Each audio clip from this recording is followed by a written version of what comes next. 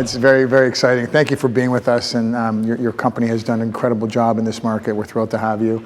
The incredible Julie Jones, Thank you. maybe Good share with us a little bit. Everyone. Thank you so much for taking the time today to come to the Fontana Peninsula Estate. I think that this particular home actually embodies the whole new real estate environment in Fort Lauderdale, because when Tim and I first started working together at that young age, and Dan and some of the other people in this room, we never thought that we would see homes that would exceed the $30 million price point. There's an estate that's currently pending in Middle River Drive that is listed at $3,000 a square foot. So it's a whole new world here in Fort Lauderdale. And the whole goal of today is to take time to realize how special the city is, and for all to experience the things that we didn't necessarily know. We all know about the 24 miles of beaches and the incredible waterway system, but this particular home is very, very special. There are very few deep water peninsulas. It boasts 640 feet on the water. All these new interiors are brand new, have not been lived in. It's an acre site, which is incredibly rare and valuable, so please keep it in mind. I think this is a home that also might appeal to corporate and institutional buyers that are another opportunity for Fort Lauderdale as the demographics stay here, and change here rather. Well, I consider Julie to be our queen of Fort Lauderdale, Douglas Solomon, so I'm going to skip who I consider to be the king, and I'm going to go to Mr. Susskind and have him introduce himself, and then I'll come back to Dan. I'm Leonard Susskind. We're with the Susskind Ripple Group at UBS. I've been doing this for 42 years. We run about $2 billion in assets, and we have 8 people on our team. And I'll be going over stuff like interest rates and stuff like that. Thank you. Dan. Everyone, I'm Dan Texera, Vice President of New Development for Douglas Elliman. Very excited to see the bridge of the residential properties in the same league as the developments that are happening in Fort Lauderdale. Julie and I have discussed this quite often. Recently at the Four Seasons, we've exceeded over $3,200 a square foot. Is quite astonishing for how far Fort Lauderdale has come. So when Julie just mentioned the home on Middle River Drive selling for over $3,000 a foot, I'm very excited because that house is across the street from me. So things are going in a positive direction, and we'll be talking more about some exciting things that are happening in Fort Lauderdale, but we've come a long way. When you look at some of the brands in Fort Lauderdale, such as the Four Seasons, we're representing the Addition. We're going to be taking on the Bahia Mar development, which we can't disclose the flag, but it will be a 5-star flag. All of these are helping sell these type of properties, because anyone who's coming into a city like Fort Lauderdale is going to be very excited with some of the information we'll be sharing later on today. So it's all about money. Leonard covers money. Tim and Julie and Dan cover real estate. But you can't enjoy Fort Lauderdale without yachts. And so, Mr. Bob Dennison, thank you for being here from Dennison Yachts. Tell us a little bit about you and what you're doing here. I am. My name is Bob Dennison. We are in many ways. We consider ourselves, and we get a lot of inspiration from real estate brokers. We're in the yacht brokerage industry. Instead of selling homes, we get to sell yachts, which sounds cooler. But the process is extremely similar to real estate. And we consider ourselves to be the greatest yacht brokerage firm in the world. And we are based here in Fort Lauderdale. I was born here, and the topic of Fort Lauderdale is really precious to me. Well, thank you. And for those of you sitting behind Tim and Bob, I'm sorry that they have their backs to you. We want to try to promote this to all of you that are going to watch this, hopefully in the social media channels. And so we're going to try to capture this on film and really help us to accomplish our objective of sharing with you all and the media abroad what is really the information about Fort Lauderdale that you may not know. So I'll address both of you at the same time. You know, as you may all know, we have experienced a rapid and exciting material transformation in the state of Florida. Some people like to talk about that transformation as being the result of the pandemic. And I don't think it's ever appropriate to talk about the pandemic without recognizing that there were many, many, many people around the state, around the country, around the globe that suffered, many people that lost lives. So we're always recognizing that it wasn't all positive. But I think we would be ignorant if we didn't recognize that here in the state of Florida, the impact for us was in many ways financially positive. We saw a massive influx of migration. But in fact, that migration didn't start with the pandemic. It started several years before that with the tax reform that went into place. And that tax reform started to have people in high state income tax markets reevaluate where they wanted to live. It's something that Leonard could talk more about, recognizing that there was a major tax incentive to live in the Sunshine State. Way back when I started my career here in Florida, we used to think of Florida as the last stop before heaven, or the sunshine state for shady people. The days of Miami Vice or nightclubs on Miami Beach being the highlight.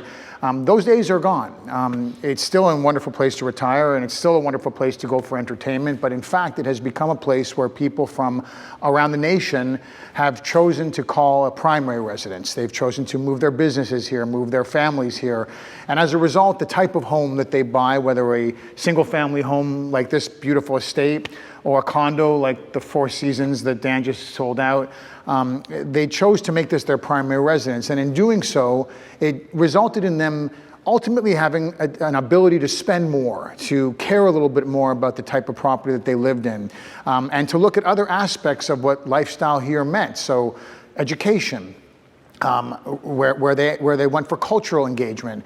And so during this period of time, we've seen a material evolution of all of those institutions, our hospitals, our theaters, our educational institutions, the quality of our products, the type of brands that could bring their products to this market and be able to have that demand really absorbed in the way that we saw when Dan took over the Four Seasons product. We were targeting about $1,000 a foot, and by the time we sold out the Four Seasons, we were close to $3,000 a foot? A little over $3,000 a foot. So I think everybody's expectations were wildly exceeded. And I think, as I was saying before to Leonard, I think that we are still in the infancy of this transition. I think that there are many, many people that have recognized that this is not just a place to retire. This is not just a place to come when you're an empty nester, but this is a place where you can raise a family, where you can live your life, where you can have all of the dining and the cultural and the other elements of lifestyle that are so important. And with that, we're going to talk about today some of the things that we've seen happen here. But before we launch into some of the questions, the context of my perspective is, nationally, we hear a lot about the Florida market. We hear a lot about record-breaking prices. We hear a lot about transformational products. But interestingly, that focus has been sometimes a little bit more on Miami because of its sort of more global international perspective, and in some ways a little bit more about Palm Beach because we've seen these record-breaking prices and extraordinary absorption. But in fact, there are elements that are particularly unique to Fort Lauderdale. And when you talk about Bob and boating, we know that the water frontage here is extraordinary. And those types of elements are, I think, just the beginning of what makes Fort Lauderdale so special. So I would ask all of you, and as we go through these questions, to really highlight what you all know so vividly living here and being a part of this community as being those talking points that we really want to highlight when talking to our clients and colleagues about the special elements about Fort Lauderdale, because I think that by the time this video with Legendary goes viral, we're going to end up having a lot of people phoning you up and saying, hey, tell me more about Fort Lauderdale. So I'll open it up, and perhaps best to start with Julie. You've seen some change. You've seen change with pricing, you've seen change with product, but what is the strongest demographic trend that you've noticed? I mean, who's moving here, and is it different than what you've seen before? And then you can all feel free to jump in. Jay, it really is totally different, and it continues to evolve. I think what is a common thread to everybody on the panel this morning is the fact that younger families are coming here, and younger entrepreneurs, CEOs. Their perception of Fort Lauderdale has changed. It's somewhere that is exciting to live. It's somewhere where they can bring their kids, put them in great schools where they can continue to build their businesses. There's a lot of startup opportunities for entrepreneurs.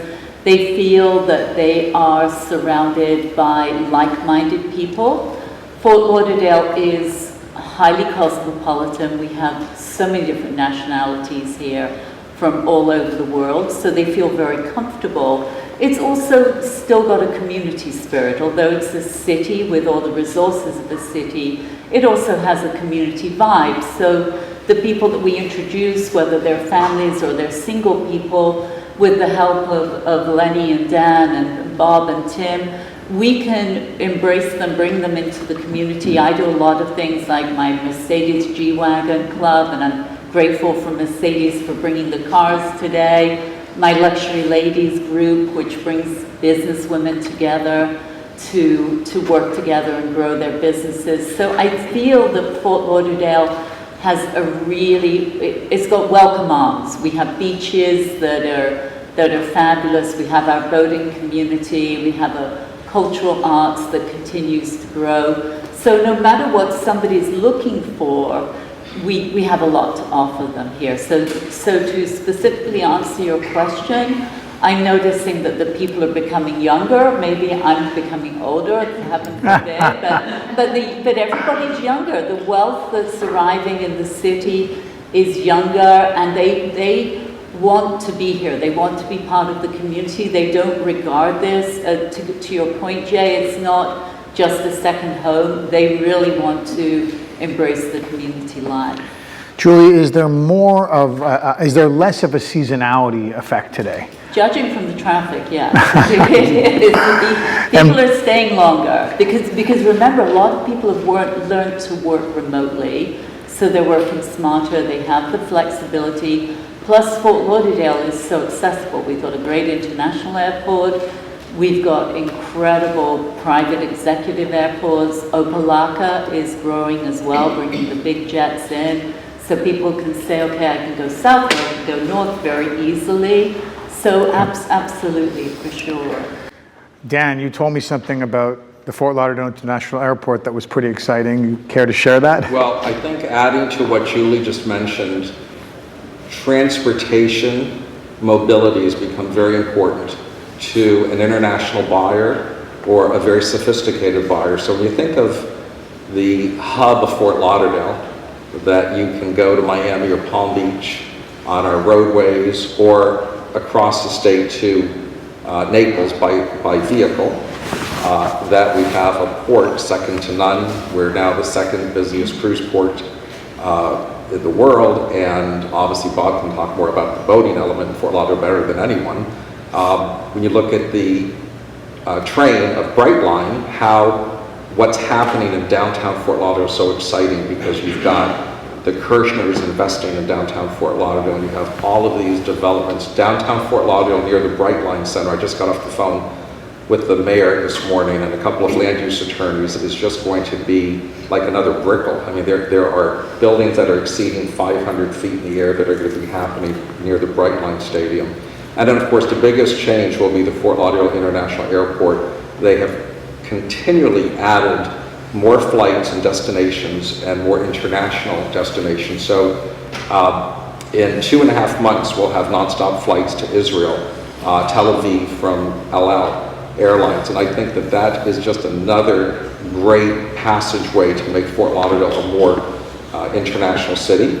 Our clients from London who've purchased in Fort Lauderdale, the fact that we have nonstop flights is very important. So the transportation for a sophisticated buyer, whether they're traveling international or our two executive airports, as Julie has mentioned, is exciting. So I have to say that transportation defines a sophisticated city.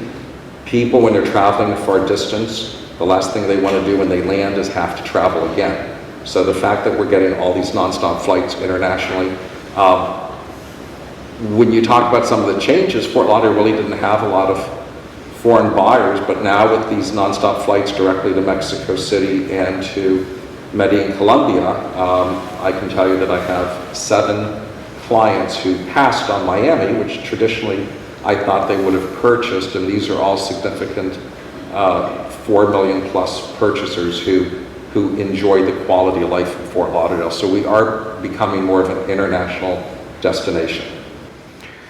Bob, are you seeing a change in your buyer profile here? Or is it the same? And what are you experiencing as we have this influx of new demographics? Yeah, I mean, as Julie said, it's definitely getting younger for sure. And we're also seeing a lot of intentionally displaced people from California and New York coming here. And it has, of course, has a lot to do with this, but also has to do with our tax policy. We have one client, for instance, that moved here from Los Angeles, in the income tax savings for not having to pay a state income tax, right. Afforded him the opportunity to buy a $5 million yacht, just the gap there. And he decided to live in Fort Lauderdale, and we got to talking about it, and he said, it was weird. He said, well, one, I like the Fort Lauderdale sort of town feel that Julie was talking about. It seems more like a community town. And then he goes, I also love the fact that Fort Lauderdale has really, really good coffee shops and juice bars. So for that person, that like little element, and it's nice because 10 years ago you had maybe one or two of those options. Now you have a lot of those really neat places to go to that make you seem like you're in California a little bit. And then you got this, check this out. Yeah. While we're talking, you guys but there's just boats constantly going by. And it's just a neat thing. The boating part of it, it's not just going to the Bahamas. It's the new river starts right down there, and it goes about 5.5 miles that way. And the amount of have you guys done it before? You go on a boat, you feel like you're disconnected, you get to see the cool homes and the neat marinas. It's just a special way to spend an afternoon that's very Fort Lauderdale. I can definitely feel the difference. I don't know another market, at least on the East Coast, where they have a water taxi. And we've talked about waterfront dining.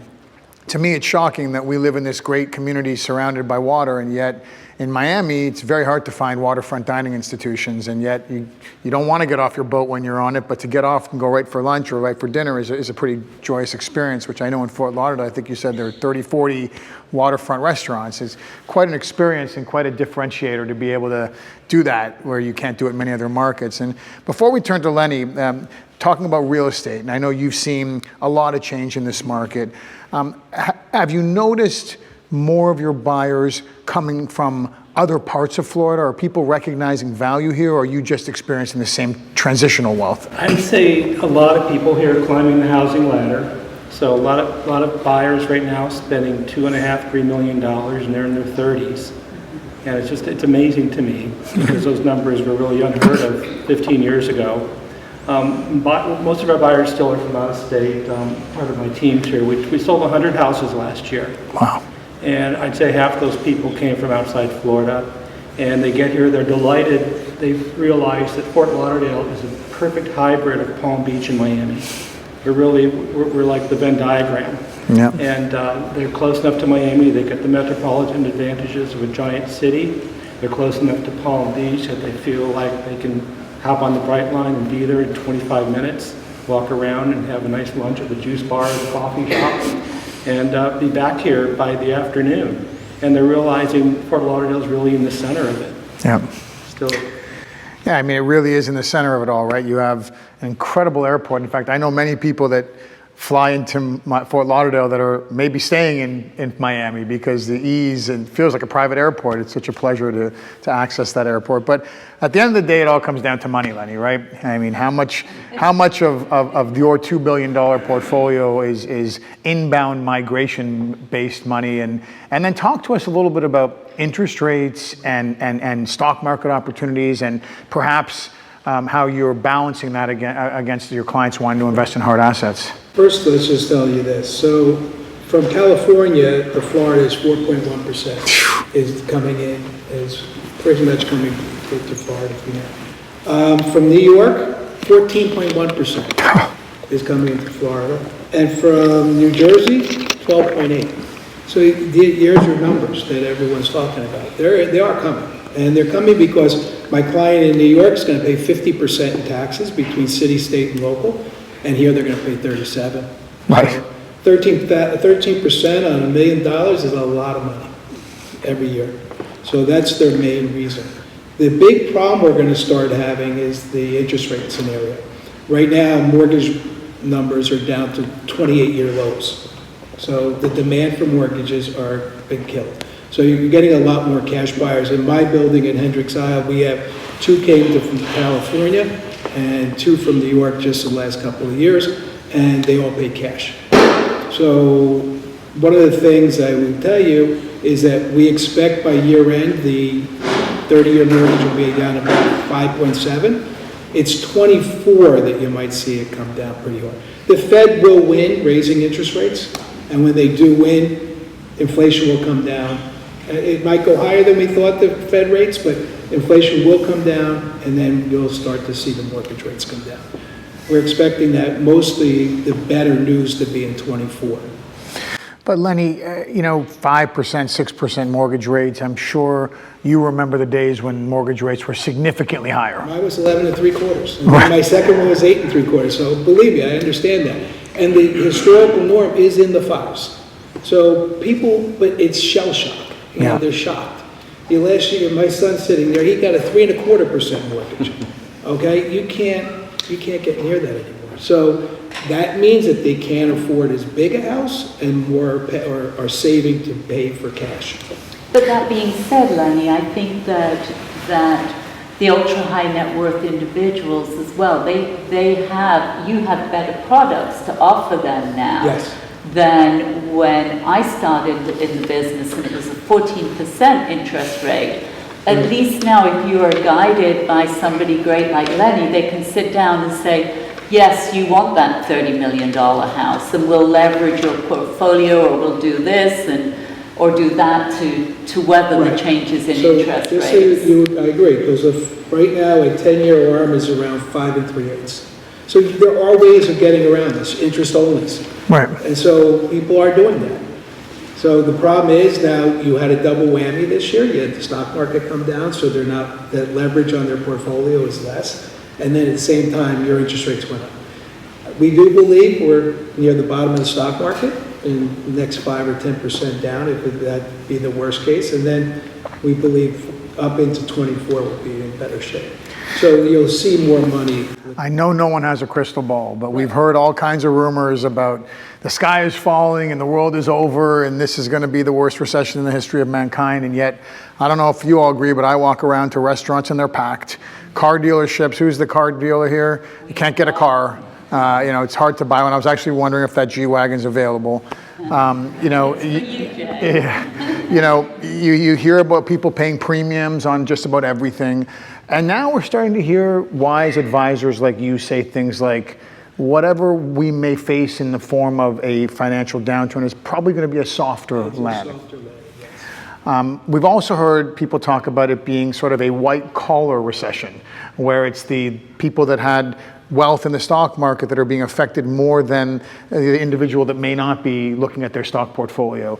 But it seems to me that as inflation starts to settle down a little bit, prices come down a little bit more on the day-to-day expenses, that we'll hopefully navigate away from a really dangerous recession that could affect the lives of so many more materially. But I have to say, for my 2 cents, watching the Florida market and seeing the people that are moving in here and the jobs that are being created as a result of that, I think all of us are in for a great ride in whatever industry you're in, whether it's selling cars or selling real estate or looking for investors, or of course selling boats. But then again, it seems that everyone always finds a reason to buy a boat. Yep. It's just a question of how big. Right. They're getting bigger, right? Bob and I had that discussion that the larger yachts seem to be increasing in number, and we always have a house for them. And they're staying here for more of the year, isn't that right, Bob? Yeah, for sure. And it's incredible because you see so many different types of boats behind you going by. Yeah, it's incredible. And one of the unique things about Fort Lauderdale, and this residence is a perfect example, if you have a big boat and you are looking to keep it somewhere that's not a marina, you want it at your Fort Lauderdale is, I believe it's still the market that has more waterfront dockage than any city in the entire world. So, anywhere in the entire world, there's more waterfront dockage here. So you can have that conversation with your spouse about buying a house here on the water. Julie, how many feet of dockage is here? We have 285 feet of straight line dockage down the side, which is exceptional. And the total water frontage, the other side is perfect for toys, kayak, jet skis, paddle boards, and then, as Bob said, you can put your large or multiple yachts on the side of this peninsula and still enjoy these views. And this particular corridor of the river is actually known as Billionaire's Row. It's where the massive wealth is accumulated, and there are no sandbars. It's very quiet. It's got that dreamy river ambience, but some of the best boat traffic you'll probably see anywhere, 365 days a year. We have the climate to be able to enjoy these amazing outside areas too. But you go down the river, and what those specs you're sharing, they don't exist in Sag Harbor or Los Angeles. I mean, nowhere else in the world do you have house after house after house where you could have a boat up to 200 feet in your backyard. Yeah. You know, it is interesting when we talk about waterfront views, and there's something called like a canal view or a wide bay view. It seems to me that in Fort Lauderdale, it's the energy and the excitement of the boat traffic that makes that waterfront destination just something that's got a little bit more cachet. It's really special to be able to have your boat on the side of your home and still have this unobstructed view to be able to watch whatever it is that's going by. And we've seen quite a show as we're sitting here. And it's like, is that like the opportunity to have a boat on the side of your home is quite unique, I would think. It is, and it's a lot of guys and girls, it's their dream, right, Bob, to have their boat behind their house.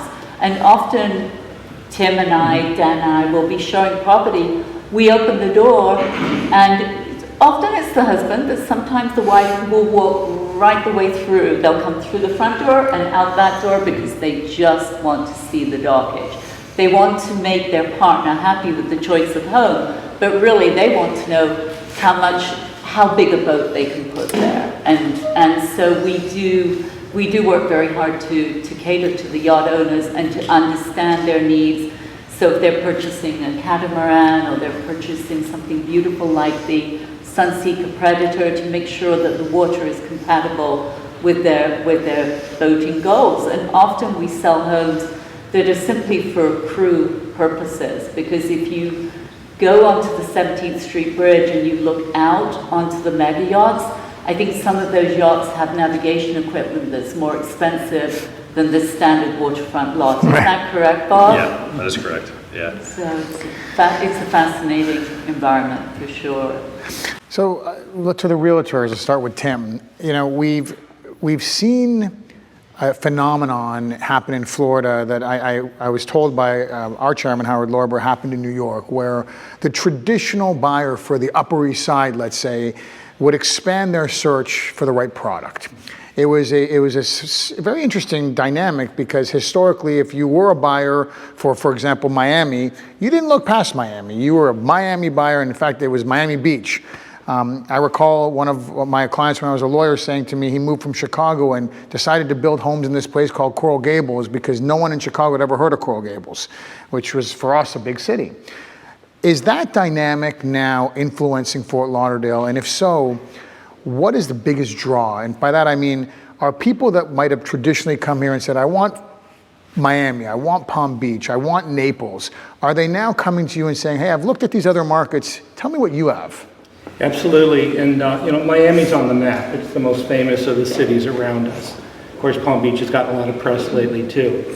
But we're getting a lot of people that they just look on the map, everything's an inch from the ocean, it'll work for them. We describe our market, it's 50 miles long and about 6 miles wide.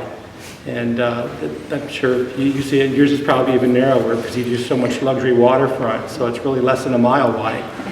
And they're coming in and saying, I looked at Miami, I love it, but it's a little too noisy. I looked at Palm Beach, we stayed there a couple days, but everything shut down at 8 o'clock at night.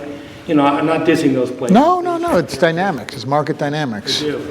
And this is we've been touching on. They want someplace that feels like a community.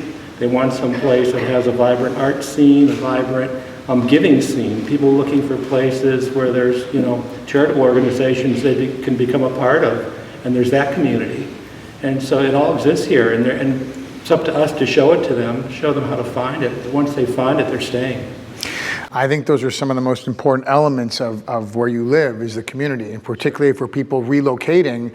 I've always been fascinated by the sense of community here in Fort Lauderdale, and I think in some ways that's what's kept it sort of private, is that people are very comfortable with their neighbors and they promote it amongst their neighbors. But now you're right, it's expanding, and I think it's truly special to be able to bring people into that sense of community and be able to open doors.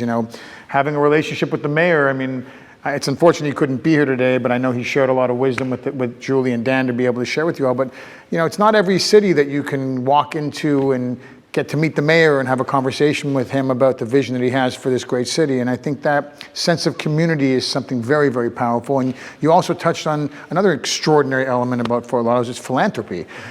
Some of it you hear about, and then there are those that just like to give very privately. But I think I'd be curious to know, if you looked at the state of Florida, how much philanthropy is actually generated from Fort Lauderdale as compared to others. And I think something that resonates with me all the time, Tim, is that, Fort Lauderdale has this, picture of like a spring break kind of environment. And I was talking to one of our senior vice presidents just this morning, and she said she was here in Fort Lauderdale over the weekend, and she couldn't believe that the connectivity of energy stemmed from downtown all the way to the beach, where historically, it was really, the downtown center was quiet over the weekends, and you pick up a little bit of activity on the Las Olas corridor, and then of course the beach was active. But now, like many cities, Fort Lauderdale is activated right from the very moment you get off the road until you hit the beach sands. And I think that that's going to really help us to, captivate people and bring people here. And with that, to open up to anybody, tell us what's happening with the restaurant scene and the nightlife scene and the entertainment scene here. Is it everything that I'm hearing?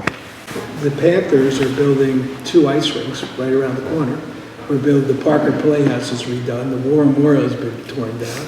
So you're seeing a tremendous revitalization of parks. They're building a park right on the beach also.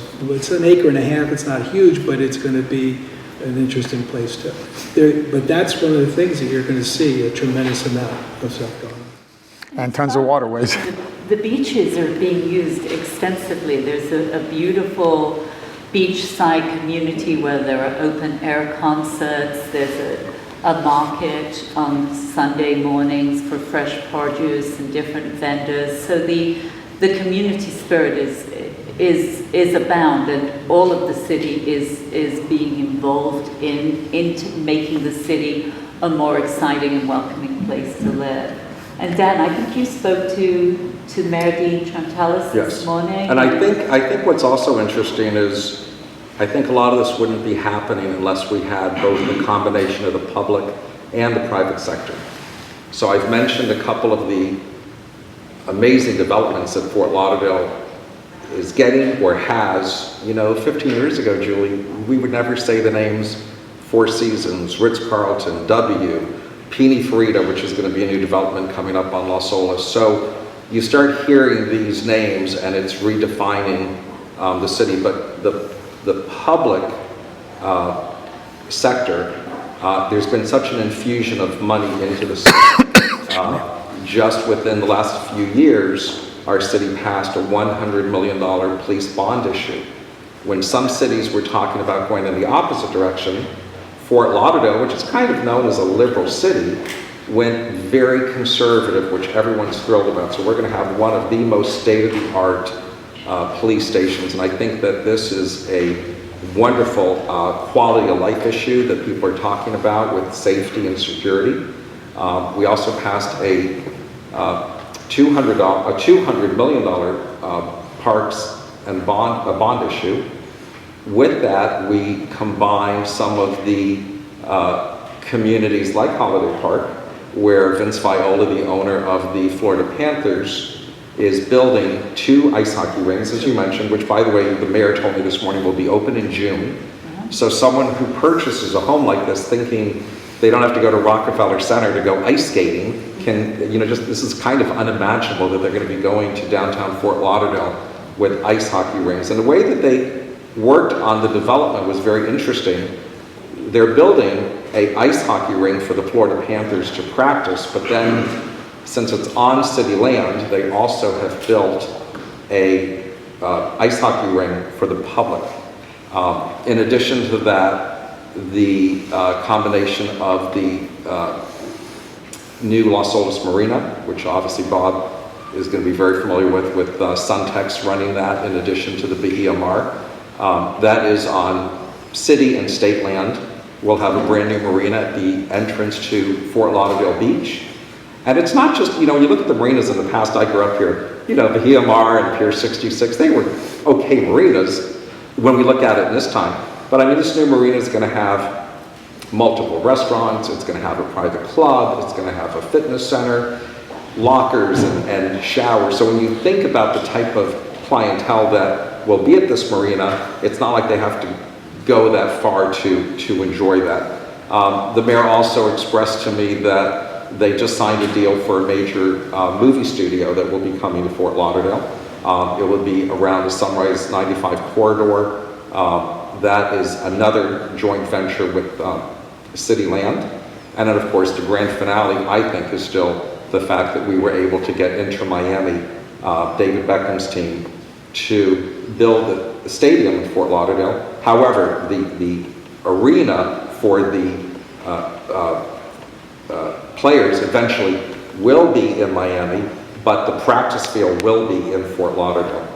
So that will always be here, and then we'll have the, alongside with the hockey practice in Fort Lauderdale. And there is a plan to move the Florida Panthers to downtown Fort Lauderdale. So when you think even of quality of life of sports, the Miami Dolphins, you can get on the Bright Line, go down to the Heat game. We have world-class soccer and we have world-class hockey right in our backyard. In addition to, you know, one of the best schools in the country, Pinecrest. So when people are looking at Fort Lauderdale, and Tim made a comment a little while ago, we have to help them find it. Fort Lauderdale is probably not the best city to find everything because we have all these waterways that are cutting off streets. And it's not, you know, you go to some cities like Miami and Palm Beach, and you kind of can figure it out. Well, Fort Lauderdale is kind of like, you know, maybe Venice, you know, where you're hitting dead ends. So once we show people all the things that are happening, whether it's, you know, the theater, the fact that, yes, we just opened up another theater, the Parker, the Broward Center. I had an evening showing last night in the penthouse at 100 Las Olas, which is the highest property in the city of Fort Lauderdale right now. It's 500 feet in the air.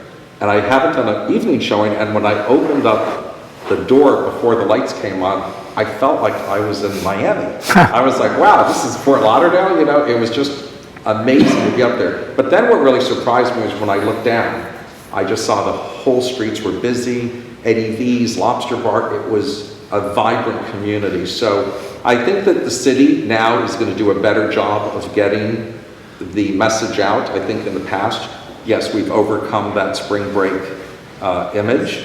And I think that now when people are coming here, they're experiencing a whole different, and I use the word quality of life. Yep. Yeah, it's interesting. We've also seen, you know, cities facing the congestion issue by developing pockets of lifestyle. And now you have lifestyle in the downtown core, you have lifestyle on the beachfront, you have the ability to utilize a scooter, ride a bicycle, and be somewhere very easily without having to get in your car. But in addition, you mentioned something that I think is very, very important, which is the Bright Line. And obviously being one of the main stops on the Bright Line, you now have the ability to access right now all the way up to Palm Beach, down to Miami to go to a Heat game with really no pressure at all. We hop right off the Bright Line and be at the Heat Arena in a few minutes. So there's real sense of connectivity here, and I think that's another highlight that this city really offers between its airlift, the water taxi, the Bright Line, the fact that you have multiple access points to 95. So even though we all face rush hour, besides getting on one of Bob's yachts, you can really access other parts of the state, other parts of the city, or other parts of the country in multiple ways right at your fingertips. And there's a lot of places that are special that we can live throughout the country where getting to the airport could take an hour or longer. Here, you're really a hop, skip, and a jump. It's really special. You also have accessibility to the islands as well. So if you get tired of the beach in Fort Lauderdale, heaven forbid, but if you do, you get on your yacht. And Bob, I know you're hugely involved in the Boys and Girls Club and the retreats that you have in the islands. Tell us about the marina developments in Fort Lauderdale and the islands, which is what's keeping the wealth from the big yachts here, please. Yeah, for sure. I mean, there's a great association of marinas in the Bahamas that works very closely with the Marina Association of South Florida and the International Yacht Brokers Association. And you brought up a great point earlier, just you have the combination of great government policy along with industries cooperating together, and Fort Lauderdale is sort of the hub of all of that. This is the launching point to, again, God forbid you get sick of the beach. About an hour and a half, 2 hours that way, depending on how fast your boat is, you could be in a totally different world, totally different country, interacting with stingrays and sharks and all kind in a very, very easy route due east. And so that's just one of the reasons I think Fort Lauderdale is so special. Can somebody just say the word manatee, by the way? Yeah. It's just such a cool part of this town. If you live on the water, not only do you get to look at the boats, but you wait out there 20 or 30 minutes and you'll see one of those manatees go by. And it's just such a uniquely, that really needs to be our mascot, I think. They're like prehistoric, you know, when you see them, it's incredible. And actually, Bob leads into another point. We work a lot with some major yachtsmen, major anglers, and also Fort Lauderdale is perfect for people that are active. We've got all the natural reefs, so for diving and people that want to fish and have a really active lifestyle, this is the perfect place for them. So I had a question down that what draws people to the beaches here? You know, I know Bob wants everybody on a boat, but every once in a while people just get off and go to the beaches. It's interesting because the beaches are right next to the road, right? But is there something that really makes the Fort Lauderdale beaches a spectacular draw that they are globally? You have a different beach for a different mood. So if you want, for instance, on Sunday I went to have brunch at the Ritz-Carlton, which is one of my favorite things to do on a Sunday morning. And you sit there and people are out jogging, they're walking the dogs, they're out with the kids. It's so much fun. And all the vintage cars are coming by, and so you get to have a car show as well. So if you want to see and be part of the action, you go to Fort Lauderdale Beach. You've then got, between Auberge and La Hermitage, you have our Malibu, if you will. It's about 45 homes there's a lot of modern architecture. The land now starts at $8 million for a 50-foot lot. I assembled a 200-foot piece for $24 million a few years ago with one of my favorite Canadian customers. That's a locals beach. And then if you go towards Port Everglades and you want to watch Bob's mega yachts and the cruise ships, you sit on the beach near the Point of Americas, or you go to the Lago Mar or the Marriott. So honestly, the diversity of the beaches meets the mood for any beach lover, quite honestly. It is quite amazing. I'm not sure whether it was you put the order in or the gods just cooperated with us, but watching the waters today and looking at that sky and seeing the breeze just hit the palm trees just so perfectly.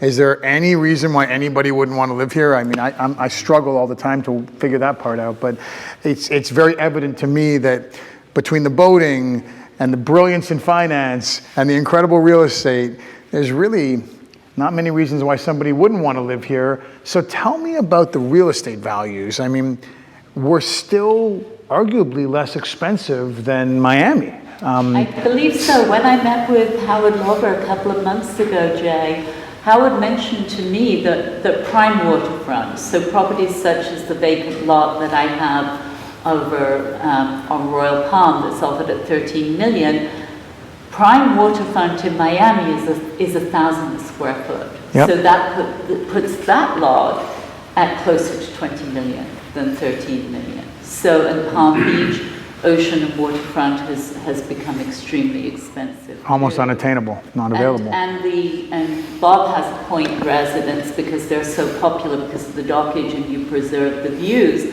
and they're becoming more and more difficult to find. 13 million is now the entry level for a point on southeast Fort Lauderdale.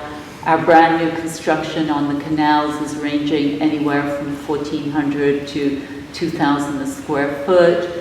The property that's pending in Dan's neighborhood is around 3,000 a square foot. So we are seeing elevated values, but Fort Lauderdale has always been almost the luxury bargain if you look at the market overall. But with inventory the way it is, and us recognizing how much Fort Lauderdale has really a full spectrum of offering, seems to me like that secret's going to be taken advantage of pretty quickly. I mean, if you look at, what's a $13 million lot versus what is a 20 or 20 plus million dollar lot, the argument for living in Florida is pretty strong, or living in Fort Lauderdale is pretty strong. And I think if you look at the Four Seasons Fort Lauderdale at $3,000 a foot versus the Four Seasons in Surfside for $6,000 a foot, seems like an incredible opportunity to expose the value proposition in Fort Lauderdale. And while maybe one could say that a few years ago it didn't offer the diversity of quality beverage and food and entertainment and accessibility, clearly today it does. It has everything that anyone could ever want. So for those of you that have an interest in Fort Lauderdale, now's the time to buy. So tell us, is it the right time to invest in the stock market? It probably is. Last year was the disaster that you're talking about, so we'll see what happens this year. But there is a mobility issue on the lower end. And the mobility issue is, I told you my son has 3.25 mortgage. He's not moving so fast, right? So there is some mobility issues, so you need parents and people helping out, and you'll get it done. And most of our clients do give their kids money to move, and they want them to have a better place. So I don't think it's slowing us down any. I just think you guys got to be creative on how you get it done. In the last 2 years, the average price on East Fort Lauderdale for residential property has gone up about 40%. And so those people who did buy back in pandemic time or before, they've got equity. They got equity. So if you can show them that equity and you can find them something or find them a financial formula that's going to work for them, they will move. They will move. Yeah. That's why I say you guys got to be creative. So Bob, what's your favorite boat available for sale today? Oh man, all right. So there's a boat called a Broward. So my grandparents moved here in 1948 and started building those here, and it was the last sort of big yacht built in Fort Lauderdale. And I know my it. dream would be to own an old one of those. Oh, wow. Yeah. Tim, what's your favorite listing? Oh my gosh, well, there's so many. Pick one that you'd like the whole world to know about. Well, right now I'm selling one, so I'll talk about that one. It's on Aqua Vista Boulevard. It's half an acre. It's over 12,000 square feet under roof. It's a one-owner home. It looks like it was built this morning. Wow. It was built about 2005, and it's really a bargain at under $20 million. Wow. Julie? Well, that's a tough one because it's such a pleasure to work in the ultra-luxury market in Fort Lauderdale. I have to say that this is probably one of the most unique properties that I've ever listed because of the peninsula and the amount of water frontage here. But it's an honor to be in and out of these homes, the different architectural styles, from the vintage homes to the brand new construction. The diversity of real estate here makes it a very exciting market, and Fort Lauderdale has all the major components for investors and people that want a luxury lifestyle for sure. Personally, with this home, what's so interesting to me is, notwithstanding its scale and size and obviously its positioning on the water, it seems like the kind of home that you could change the style very, very quickly with any palette you suited your needs. Absolutely, and it's very unusual because it's an acre site, which is virtually unheard of. So there's room to expand and build a guest house, and the opportunities with this home are really incredible. Dan, tell us about an exciting opportunity. But there's a lot of them out there. The problem is I represent so many different brands. I mean, there's the Edition, there's the Four Seasons. They're all very unique. And what I was thinking about is the reason we're all working together is because the buyers today are very different than they were in the past. We never really had high-end condominiums or homes to this degree in Fort Lauderdale. So people are looking at penthouse residences. They're comparing them to residences like this. But what I notice when I track clients today, and I do a lot of tracking with development marketing, in the past, people would come and look at Fort Lauderdale, and maybe they might look at Boca. But today, it's very interesting. I will have appointments at some of my developments, but they're looking in West Palm, and I'll track it, Caprice and I'll be talking. That same person's looking at downtown West Palm Beach, Fort Lauderdale Beach, and then Sunny Isles. And in the past, I would think, well, obviously they don't know where they're going. But what's happened is we're getting a new influx of buyers. The last 5 large properties I put under contract were all from California, specifically Orange County. Newport, why? In fact, we took a trip out there for the Aspire event at Douglas Elliman. And Newport is like Fort Lauderdale. It's a boating community, it's casual. Same type of vibe, these ultra wealthy people, younger, they want to come here, they don't want to get dressed up, they want to be in shorts and a t-shirt and go to an outside cafe. And it's funny, I thought I was going to lose a deal because they said they went to Coconuts for dinner. And these people are looking at my penthouse and they love that vibe. So they're looking to have a very good time here. But I would say that the other night I was really amazed just looking at the overall view of the city of Fort Lauderdale from the penthouse at 100 Las Olas. And I thought it was a great opportunity. Coulter is revolutionizing the city. You know, it's going to have the largest building on the beach, Celine. And I'm excited about the progress of the city because as more of this is happening, a lot of the architecture from the 40s and 50s, which quite honestly was not the best architecture because that was built for a spring break, is changing. So what I would have to say is when you talk about a good investment, with everything that's coming to Fort Lauderdale and all of these things that are happening, I mean, the Bahia Mar project, for example, I was at a community meeting with the developer Jimmy Tate and the mayor the other night. It's not just going to be a marina, they're doing a whole village. They are doing, again, I can't mention the name, but it will be a hotel that you will all recognize. They're doing ultra luxury condominiums. But it's not just even the real estate portion, it's what they're doing for the boating community. And it will become probably one of the top marinas in the world, which it deserves, because I'm sure Bob, you'll agree that location is really second to none. So I think that as all of this is evolving in the next few years, and by the way, everything I'm talking about is either under construction or very close to breaking ground. So I think we're going to have a very different city, so I think it's an excellent time to buy. When people don't know what's happening in Fort Lauderdale, they're a little reserved, but I think it's our job to educate them and keep them informed. And it's interesting because if anyone wants to sign up, the city of Fort Lauderdale has now a monthly newsletter that's keeping them abreast of all of these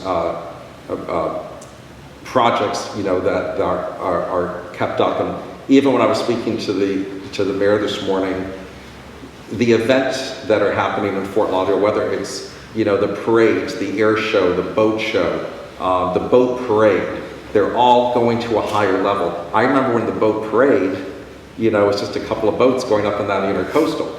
Now it's sponsored by Hard Rock, and it's taken a whole different theme. We have balls that we go to at the Hard Rock Hotel. So the whole thing has just blossomed, and it's become a whole different city. Assuming you don't have a home you want to talk about, tell us about UBS and your group quickly. There's not much to tell you other than we've been together for a long, long time, 20 years. And our clients, you know, are moving here. We have a lot of people, remember, they just put a mansion tax in California. So now you got a $5 million home, you're gonna have to pay an extra couple of % just to sell it. So they're coming in the droves, and we're the beneficiaries. That's why we've grown over the years, is because of all the people moving to Florida. And one of the things that you want to make sure is when you move to Florida is that you have an accountant in Florida, you have a lawyer in Florida, you have your driver's license in Florida, or else those states are coming back after you to get money. So big thing is that we're the beneficiaries of that. So they all have to have their accounts here too. Yep. Well, Bob, thank you. Tim, thank you. Lenny, thank you. Dan, thank you. Julie, thank you for putting all of this together. I want to thank Dennison Yachts for sponsoring, and for Legendary Productions, Mike and his incredible team. Thank you all for covering this, and I hope you share this with the world. UBS Wealth Management, Innovative Creations Interior Design, and Tom Bates Design. Thank you all. Thank you for coming. I hope you all have learned a little bit more about the incredibly extraordinary Fort Lauderdale and the real estate, the yachts, the financial advice. I want to thank you all. Hope you have a great day, and let's continue to enjoy our extraordinary city. Thank you. Thank you.